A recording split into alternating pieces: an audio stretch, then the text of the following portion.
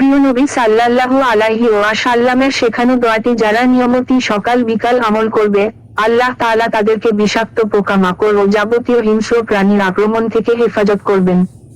দোয়াটি হলো, আউযু বিকালিমাতিল্লাহি তাম্মাতি মিন শাররি মা খালাকা। অর্থ, আমি আশ্রয় প্রার্থনা করছি আল্লাহর সব পূর্ণ কালেমাসমূহের উসিলায় তার সৃষ্ট সকল প্রাণীর অনিষ্টতা থেকে। হাদিসে ঘোষিত এ দোয়ার ফজিলত সমূহ। আবু হুরায়রা রাদিয়াল্লাহু আনহু বলেন, একবার এক লোককে বিচ্ছু দংশন করলে লোকটি ব্যথার কারণে রাতে ঘুমাতে পারল না।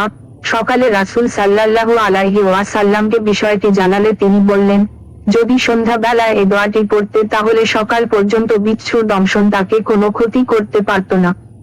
এই দোয়াটি সবাইকে শেখার জন্য ভিডিওটি শেয়ার করুন আর এরকম ভিডিও পেতে হলে আমাদের চ্যানেলটি সাবস্ক্রাইব করুন।